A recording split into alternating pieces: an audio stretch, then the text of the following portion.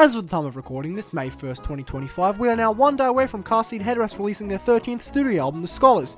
And yeah, I'm pretty excited for it. Big shock, the bisexual white guy with glasses likes Car Seat Headrest. What's next? The sky is blue? But hey, I'm excited for the album, and the best thing is I can go to my local music store tomorrow morning and pick up a copy. Something that Car Seat Headrest only figured out how to do concerningly recently. Up until their 2015 release Teens of Style, getting physical copies of their albums was surprisingly difficult. And I mean, there's reasons for that. One of my favorite things about the band, aside from, the music, is their sonic evolution. They evolve with every single album, for better and worse, although the most notable change was between 2014 and 2015. They went from a very indie, bedroom pop sort of rock sound to a more refined, produced sort of sound. And both are very good, but that didn't just happen because Will felt like it. In 2015, the band signed an album deal with Matador Records, meaning they had an actual label behind them to support them, fund them, all the good stuff. Which also means, thankfully, everything from their 2015 release Teens of Style is very easy to get on vinyl and CD now. You can chalk that up to a lot of things, but the main reason is funding. With a company backing them, they don't have to do this stuff themselves. No wonder you can get these. But you see, anything pre-2015, for the most part, that is a very different story. Damn near everything released before Teens of Style is almost impossible to get physically.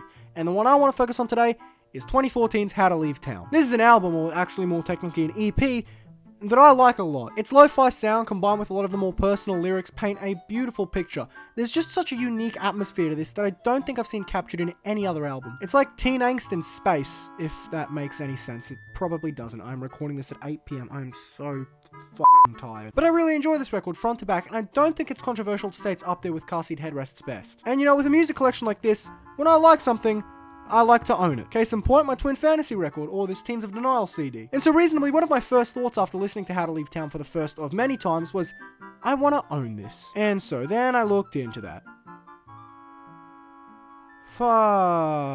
You see, unlike a lot of the previous releases, How to Leave Town is actually available for purchase on CD officially. The problem is you'll be selling a kidney for it. How to Leave Town had a very limited CD release available on their New York City tour in May of 2015. And by limited, I mean really limited. I think only about 1,000 of these, if that, were ever made, and only sold on this tour, or online later on for prices I don't even want to read. Now, if you really wanted to splurge, you could also get it in this cute little bag alongside a copy of Monomania and Twin Fantasy. Oh my god. Yeah, look, I love How to Leave Town as much as the next guy, but I don't $300 love it. I don't think anyone should $300 love it. It also doesn't help that unlike a lot of Car Seat Headrest's later releases, which had a lot of money behind them, this was obviously made on the cheap by Will in his garage or something. It's just a simple paper sleeve with a track list on the back and the CD stuffed inside.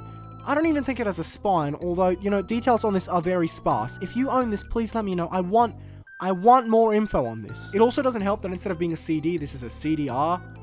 I'm damn near certain Will just burned the MP3 files in his garage when he was bored. I mean, I doubt it affects the audio quality, at all, but these are so much more prone to disc rot, it sucks. One thing this release does have going for it is that it includes the original mix of the album. Yeah, when the record originally released, there were actually a few small things that have been removed since, including a Beatles sample, the lack of a slide guitar in America, and also, Hey There Space Cadet sounded very different. So if nothing else, it is very good for that, because finding that mix online is not easy. Look, ultimately I can't dog on this CD too much. Will had a lot going on at the time, and I don't think making a CD high quality was the biggest of his priorities. If anyone owns this, they should just be glad they own it. It's a cool thing to hold, I'm sure. Now, I was holding out hope that they'd do a 10th anniversary re-release in 2024, It is now 2025. Apparently it's due to a lot of weird rights issues with these albums, which I don't understand considering they were released independently on Bandcamp, but I'm sure there's something behind it. I mean, hey, at least Will did a Patreon stream of a full album to celebrate its 10-year anniversary. That's kind of cute. Now, is it as cute as one of my favorite EPs of all time having a wide physical release? No! But I'll take it, damn it. I'll take anything at this point. If they do end up doing a re-release of this album, I really hope they include this lyric sheet. You get this on Bandcamp if you download the album, and I think it's cute. You get a bunch of silly little guys next to the lyrics. I'd pay top dollar for that. And I mean, yeah, that's all there is to this story.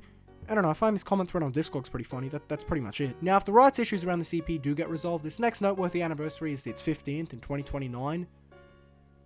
But Jesus Christ, I'm not waiting that long, man. I'm just gonna burn my own CDR at this point.